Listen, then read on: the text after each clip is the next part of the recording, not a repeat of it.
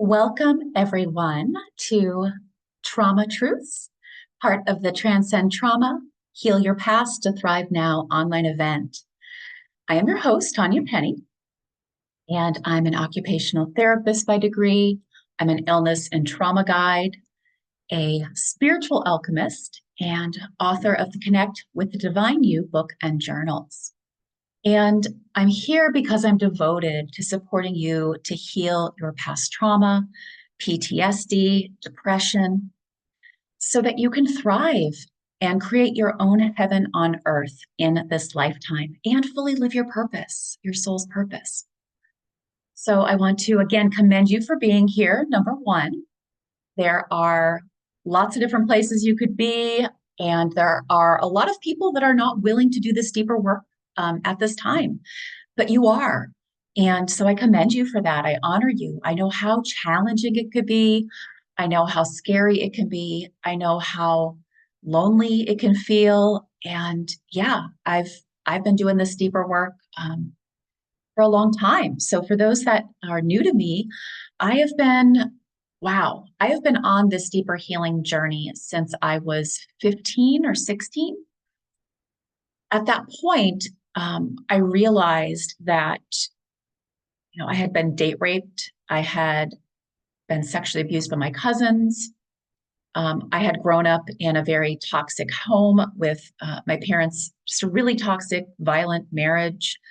And then, of course, a lot of verbal abuse, which is what I knew about at the time or remembered at the time. And so I started counseling in high school and continued with counseling. I don't think I ever stopped doing counseling. I think I continued, different counselors, but I continued.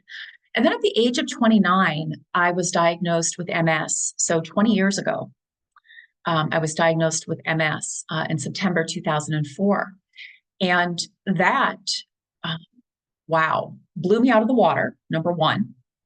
And for the first 3 years, I did Western medicine primarily. I did do some changes in diet and, things like that. But then in 2007, I had this spiritual awakening. I heard a voice and it said, "Let me show you another way." And that's when I really started getting into mind, body, what I call mind, body, soul philosophy now, is the philosophy that I teach from and guide people from. And so I started studying Louise Hay and just energy healing, mind body healing. And I realized also that there was still more unresolved trauma that I must need to heal on a deeper level in different ways, right? In different ways. So by 2010, I had gotten to the point where the MS symptoms were gone. And for me, they were pretty bad. I lost vision in my right eye. I had trouble finding words and talking. I had like weakness and numbness to the point where it felt like a stroke on the right side of my body. And then it also did the left side of my body, and debilitating fatigue. So by November 2010, all the symptoms were gone and my MRI was clear. And I thought, great, I am done. Oh, how cute we are. I thought I was done. And, my life was looking a lot better at this point. My relationships were different. And I started to teach others what I was doing, what I did to heal the MS. And some of that was trauma healing. Let's fast forward. 2018 came my next bombshell. So 2018, I realized, I was in another not super healthy relationship for me, even though it was an upgrade from the previous ones. And I was like, I don't remember my childhood before the age of 10 as well. So I'm going to go work with this person who did deeper trauma healing. And I went to a 5-day, it's a retreat, but it's not a retreat. It wasn't fun. And lo and behold, at the end of it, I also did something called combo. It's a frog medicine. And you've heard of plant medicine. It's a frog medicine. And what came out was that I had been sexually abused by my father and that my mother had known about it. So those memories came up. And gosh, by this time, 2018, I'm in my 40s. So for 40 some years, I had repressed those awful memories. And I'll be talking more about why that happens later. So again, another deeper layer, I'm healing for the next 4 years. And I'm thinking, all right, cool. I got new tools that came out of that. I was feeling good about healing that. Was still having some GI issues. So part of me was like, there might be something else. So we moved to Hawaii in July of 22, me and my sweetie. And I was not prepared for what happened next. About 2 weeks, I did fine. And then it hit me that I wasn't leaving. I was living here. And a very young part of me went into terror, feeling very alone in the world. So I knew again there was something deeper that I had not accessed yet. And I started doing ketamine assisted therapy. And lo and behold, what came out were some very disturbing memories, starting from the time that I was a baby, through, probably through my late, like time I was 10 or 11 or 12, physical abuse and verbal abuse as well, but physical abuse.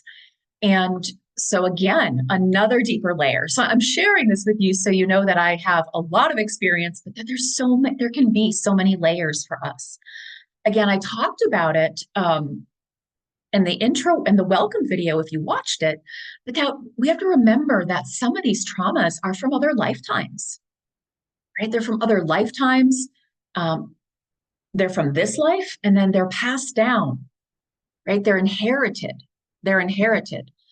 And so we have to remember that so that we can be patient with ourselves, so that we can, what's the word? Have compassion for ourselves and not get frustrated with ourselves and not give up, right? Not give up hope. At this point, I want to say like, wow, could there be some deeper things? And what's interesting, of course, because I'm doing this event right now, actually, I had a really bad GI flare up in July of this year. August. Things had been going super good. Felt like it was completely healed. And remember, I've had this since I was a child, this GI issue. And I thought it was fully healed. And then boom, something happened, flared. And that is when I got to go deeper just recently into the inherited trauma. It came up that I was carrying sexual abuse trauma, not just my own, but that my dad had been sexually abused. Makes sense, right? It's inherited. We pass it on. And that I was carrying that in my colon, right? In my GI system. And so just this past few weeks, you guys, I've been creating another tool, which I'll talk about more in the live workshop. So all of that to say, that's why I'm here and why I'm so dedicated to supporting you, and why today I'm going to be sharing with you trauma truths, hopefully to bring you some comfort and really to help you feel like you're not going crazy or that you're not doing it right, and to have so much more compassion for yourself. And just, wow, our souls signed up for some pretty big, intense stuff in this lifetime. And again, to bring it up. So pretty much every trauma in this lifetime that you are experiencing is connected to a past life.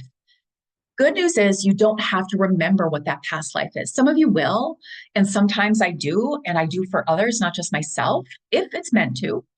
But we don't always need to know all of the past traumas, again, because they're connected to what's happening in this lifetime. Every trauma has a belief system / fear that goes with it, or many, right? So that is what we are really needing to focus on. So that is why I'm doing this video today. And again, I just want to remind you, by you doing your own deeper healing work, you are helping the planet to heal. If everybody was doing this work, you guys, the planet would be healed. We'd all be behaving and acting from a place of wholeness versus our wounded parts, right? Which is what most people are still reacting from that place. Okay, so let's dive in. Trauma truths. So I first of all just want to talk a little bit about what is trauma? Like what does it look like? Because a lot of us have downplayed and have said, "Oh, that wasn't traumatic," or other people dealt with that too. It's not that big of a deal. All the unhealthy things that we say to ourselves, unkind, that keeps us from validating. And it's so important that we validate. Yes, this happened. Yes, it was a trauma, right? So trauma can be anything from being teased or bullied. It can be divorce. It can be moving frequently. It can be an accident. It can be an illness, self or others. It can be adoption. It can be abuse. And remember, abuse, there's a spectrum, right? There's lots of different types of abuse. There's neglect. And I think emotional neglect is probably the biggest one for everybody. There's also mental abuse, verbal abuse, physical abuse, sexual abuse, um, narcissistic abuse. We'll just throw in there, which is, usually connected with one of those other ones. War. Yeah. So, I mean, trauma comes in so many shapes and forms, and it's unique to each person. Somebody else could have experienced the same event and it could not have been traumatic for them, but it was for you. So we really have to honor what was traumatic for us, right? To validate that, honor that is really, really important to the healing process. So next I want to talk a little bit about PTSD versus a newer diagnosis, CPTSD, which I'm hoping many of you have heard about. So PTSD is when an event occurs one time. Chronic PTSD or complex, talked about both ways, is when something has been happening ongoing. So as an example, people that go to war, it's not just killing somebody or like it's usually years, right? Ongoing for years. You grow up in a abusive household. It doesn't matter if it's only verbal. It's ongoing. Your mother probably didn't just criticize you once or whoever, right? Your sibling probably didn't just do that nasty thing to you once. So chronic means it's ongoing. It happens more than one time, several times, or many, many, many times in my case, for pretty much all of my traumas. So it's important to note that the difference, because it can be more challenging to heal the one that has been ongoing, the one that happened more than once. Another truth, trauma is held in the body until it is fully felt and released.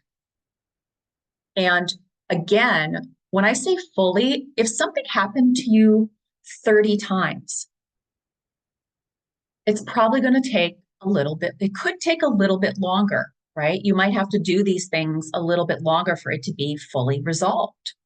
And for some of us, it might be a lifetime, right? Because it happened every day for 18 years or however long it happened.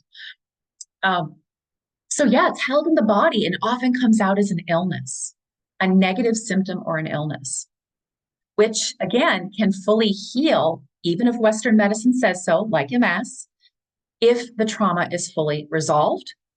And of course, all the behaviors. So trauma doesn't just create emotions. It also creates belief systems and fears, which we act from on a daily basis or don't act from. So trauma can impact every area of your life. It can impact, of course, I already talked about your health. It can also impact you in, of course, your relationships. It can impact your work. It can impact your ability to receive monies. So what I like to say, love in all forms, right? Where you choose to live, et cetera, et cetera. And of course, our self-worth. It impacts our self-worth, which impacts every area of our life. So what typically happens when we have a trauma is that most of us were not fully supported at that time, or maybe not supported at all, to fully process the trauma and stop it, right? Like mine went on for years. the sexual abuse, the physical abuse. And so what happens is one of our coping mechanisms as a child, especially, we don't have the power. So if an adult in the room doesn't support us, right, both processing the unresolved trauma that happened and preventing it from happening again, we disassociate. So we disconnect, we disassociate from parts of ourselves, and we leave the body, we disconnect from our emotions, etc. And so what is needed to fully heal trauma is, again, to accept all parts of ourselves and to be able to, again, validate and then accept and then soothe, to help these parts to integrate and heal, to help come back into the body. Because the only way we can fully feel and release trauma is if we are in the body. So if you are disassociated, which of course I didn't realize how much I was until even I started to do this deeper work in 2018. Crazy how much I realized I was still disassociating and not in my body. And it might feel uncomfortable at first, but we do have to be in our body to fully feel that unresolved trauma and release it. Let's see, the next truth. Again, I touched on this a little bit, but as a child, we have these traumas, and again, we take on coping mechanisms or survival patterns. I just mentioned disassociating is one of them. So some other survival patterns you want to be aware of, and I'll be talking more about these in the live workshop. But of course, we know about fight, flight, freeze, and recently they put fawn in there. So fight makes sense. You try to fight back. Flight, you try to leave. Now, these two, most of us cannot do as children. We can't leave, we can't flight, and we can't fight. We're not powerful enough. So what we typically do is freeze or fawn. Freeze, we don't do anything and we leave our body, disassociate. And then we fawn. We try to please that person that is abusing us. So maybe then they'll stop abusing us or it won't be as bad. That's fawn. So I like to also bring in the 3 Ps. Perfectionism, that part of you that's afraid of getting rejected and hurt, so tries to be perfect, tries to do it right, walks on eggshells, etc. People pleasing, which is fawn, right? So we try to please that person or people. Hopefully, then they will stop hurting us, or maybe they will protect us, etc. Right, to get our needs met. And then there's pretending to be superhuman. So again, we're going to talk about this more in the live workshop, but that pretending to be superhuman is the part that says, okay, to overcome this, I'm going to prove myself. I'm going to achieve. I'm going to be busy, do. And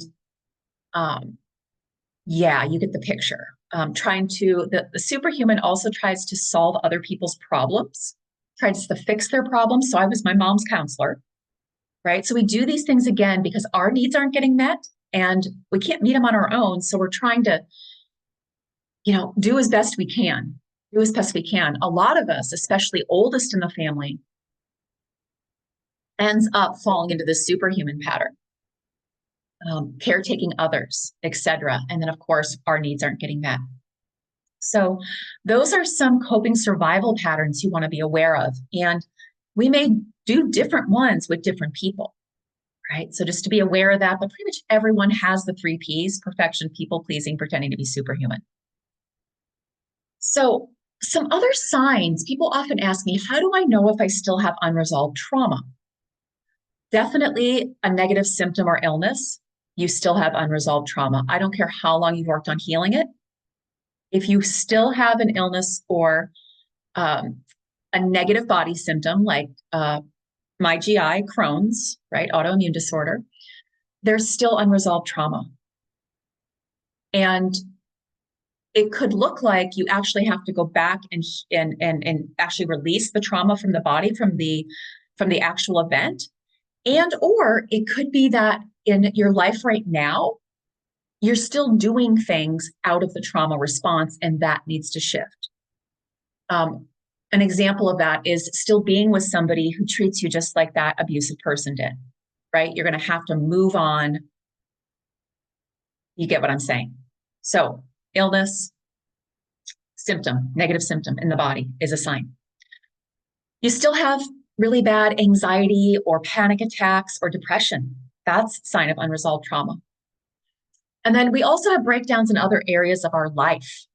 So maybe you don't have an illness or a symptom, but maybe you keep attracting people that cheat on you, or you keep attracting people that can't give you the love and attention you need and you stay with them. Perhaps you have career breakdown or money breakdown. I'm going to say money breakdown is one of the biggest signs of unresolved trauma. Absolutely. Okay, let's see what's next. So I talked somewhat about how I was having deeper layers of trauma come up in my 40s and just, a couple years ago. So we remember traumatic events when we are meant to, and a lot of us have repressed. A lot of clients come to work with me and more repressed trauma comes up. So why does that happen?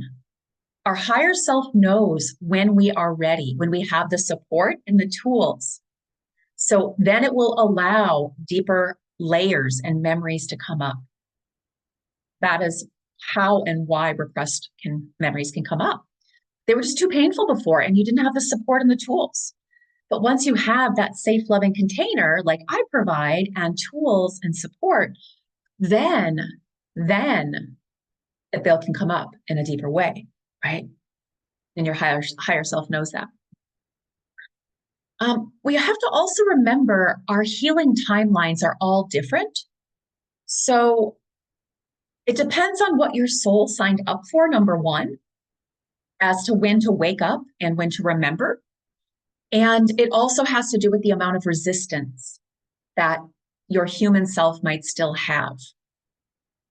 So that also determines when the memories come up, and how long it's going to take for something to heal, right? Both. Again, I want to remind you that we can't do this alone. I can't do this alone. I still have tons of support to heal trauma, tons. Whether it's my craniosacral or massage, myofascial, whether it's my tools that I use on a daily basis, whether guided meditation, self-healing processes, truth loop. I still need other people to help me. I still have a counselor. I still do ketamine assisted therapy for a little bit yet. I'm going to be doing that. I still have a spiritual mentor. So give yourself that support. So yes, supporting yourself, that acceptance and compassion, and learning tools and using them, and then finding someone else to work with. Always be working with somebody else. Someone that you trust, someone you feel safe with, someone that you feel understands you. People will often say to me, but you don't have a counseling degree.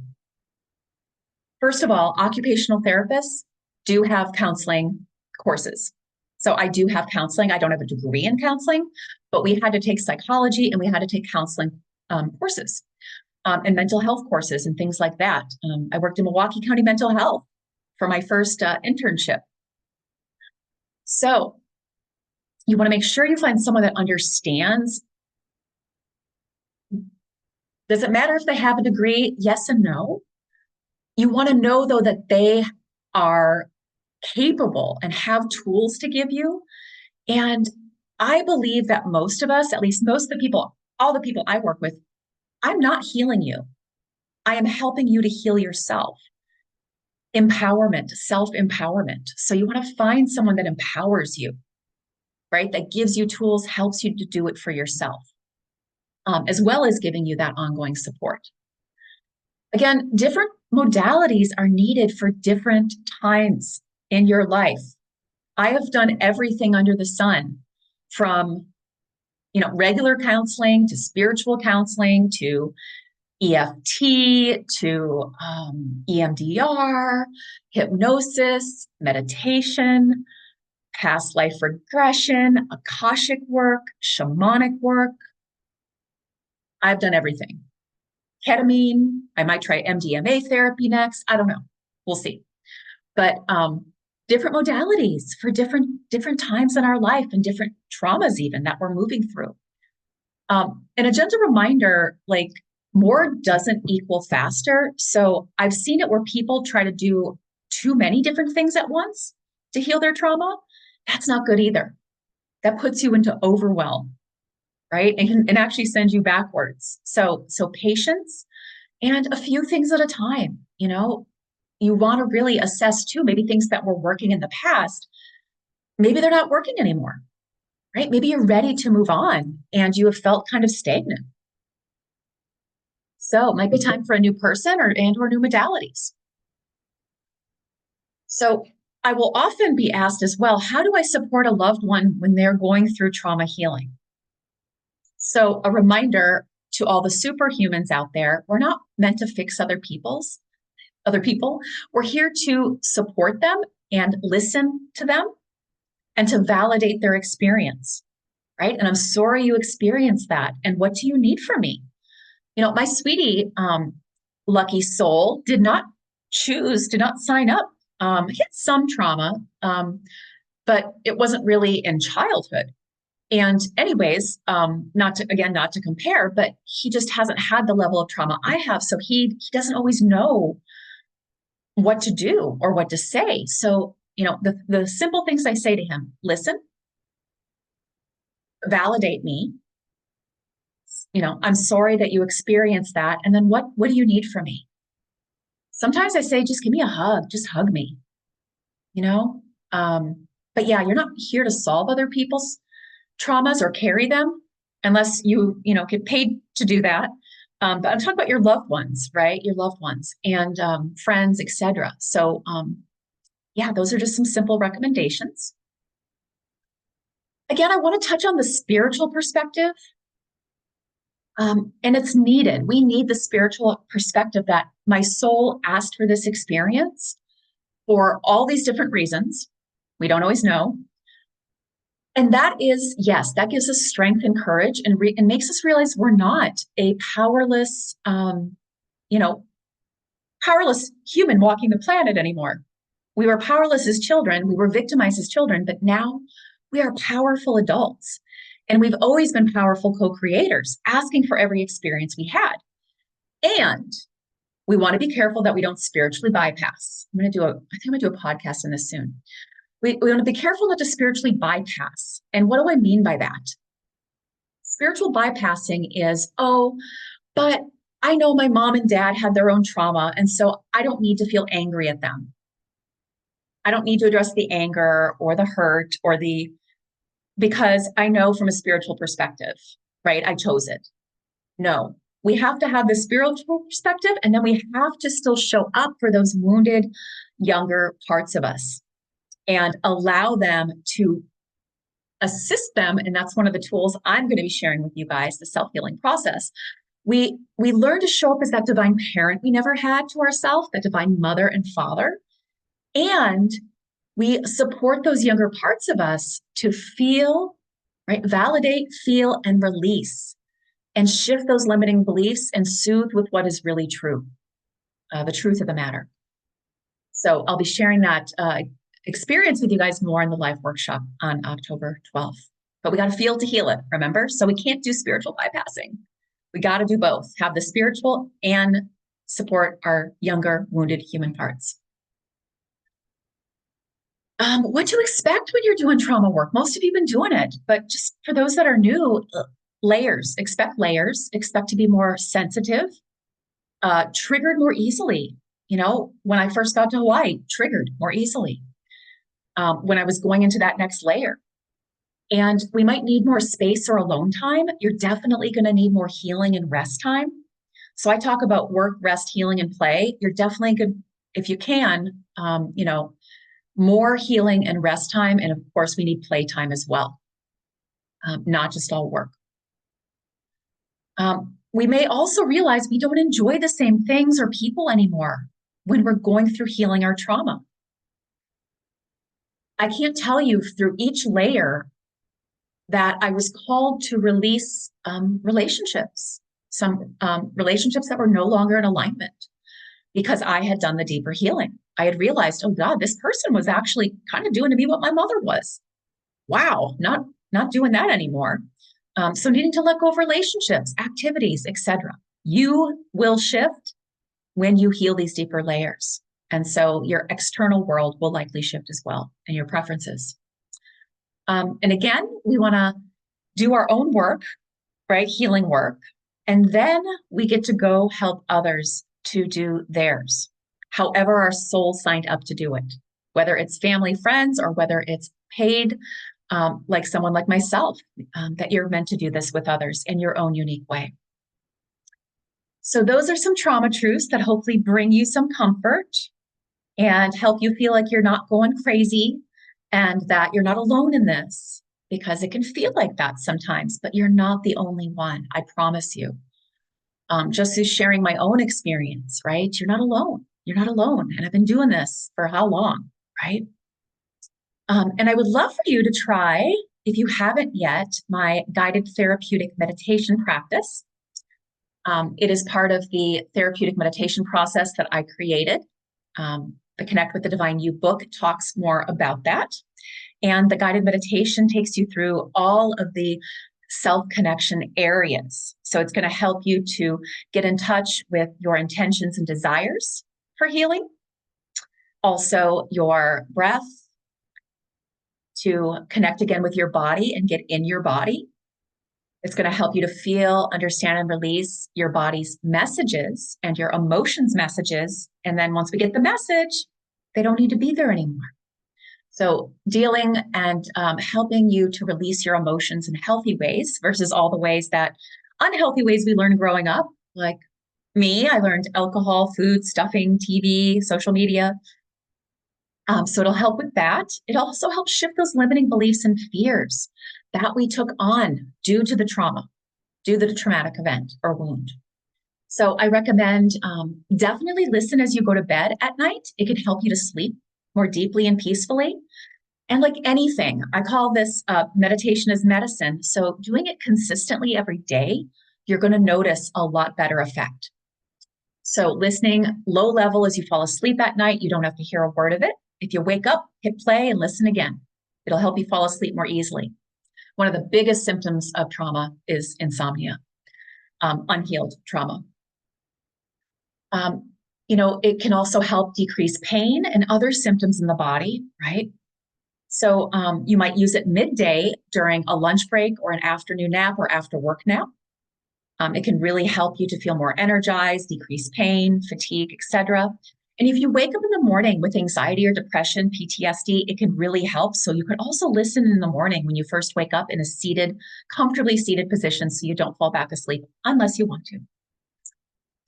All right, it's been great to share this wisdom with you guys, and hopefully you heard something that was even a little bit helpful in the trauma truths today. Maybe you heard it before and you just needed to hear it again. We teach what we need, right? So me doing this also helps me as well. So again, just a gentle reminder to use this guided meditation practice. It's super powerful. It's super restful and relaxing. Also, make sure to carve out that time to listen to the speakers. We're going to have 2 a day. So, pick at least one if you have to pick only one. And sign up for those free gifts that resonate with you.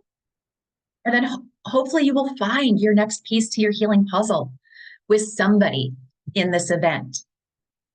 Amazing healers, coaches, guides. And I know you're here because you're searching. Because it's not fully healed yet. So there will be something here for you. I know it. I feel it. There's no coincidence, right, that you're here. So again, sending you so much compassion and courage, and just honor you for doing this deeper work. Don't give up. Keep going. You are here to co-create your heaven on earth and to fully live your soul's purpose. So I know some days I still want to give up, and we got to keep going. We're here to do this, and we are here to support each other to do this. So love you guys, and hope to see you at the live workshop on October 12th at 10 a.m. Pacific. There will be details coming for that later on towards that date. Feel free to share this with others. This is a really powerful event. Namaste.